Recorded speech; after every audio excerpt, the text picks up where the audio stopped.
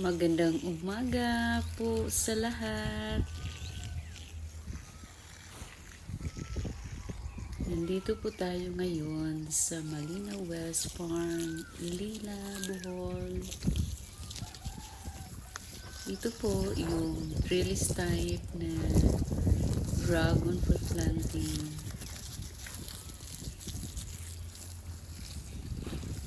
Ginagamitan po ito ng deform bar para yung mga espasyo ay magagamit, hindi masasayang.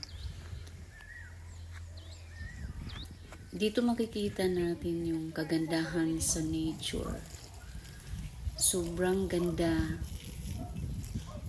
napakasaya, at syempre it makes us happy as a farmer.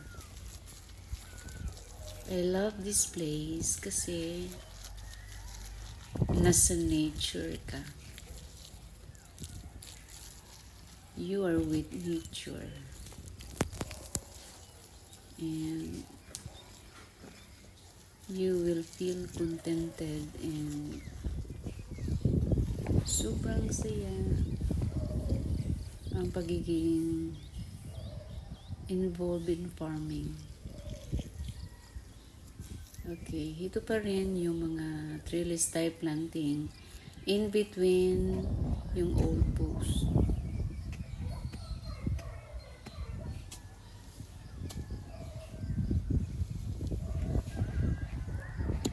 Okay, trellis type planting pa rin ito.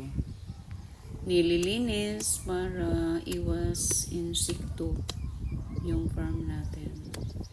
Kaya lang, dahil sa sobrang laki ng farm, hindi lahat malilinis agad. So, kailangan pa ng mga tao na maglilinis dito. Dahil kailangan yung kalinisan na panatilihin basta sa farm.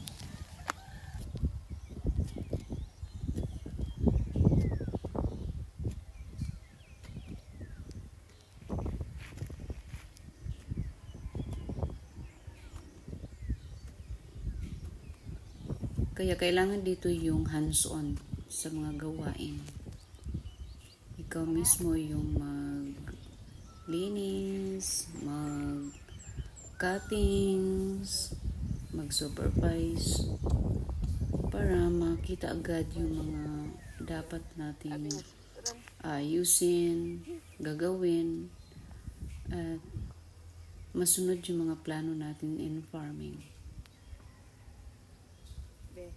Dito banda ay yung nag-cuttings kami dahil sa naninilaw yung mga sanga dahil sobrang init.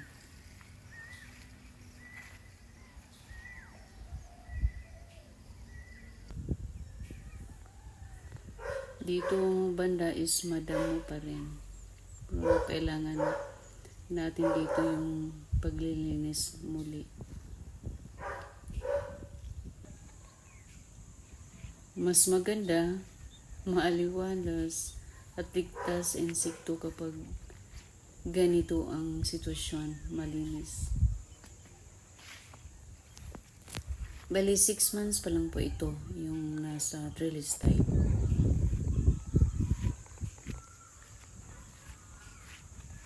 Okay, mayroon ng mga bagong sanga, yung mga pino-brown natin.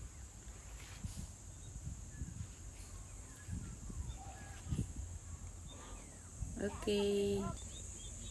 Super ganda intercropping with Java plum here in the farm. Masasabi natin yung mga blessings natin matatanggap ni Lord is yung sabi ni Luke 6:28. Ang mga blessings ni Lord ay siksik, liglig at umaapaw.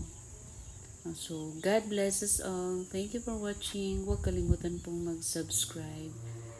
Maraming salamat po sa lahat sa panonood. And may God bless us all.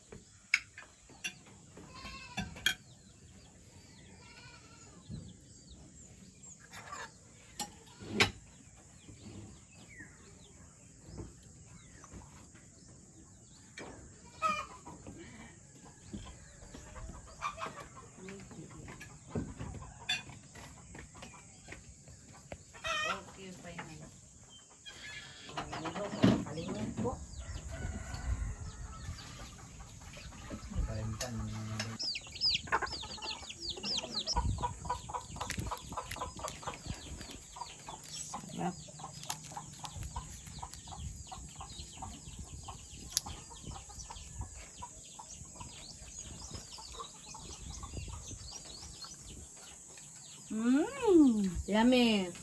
Delicious. Pagkalami. Amis kayo. Yummy. Hi, Reg. In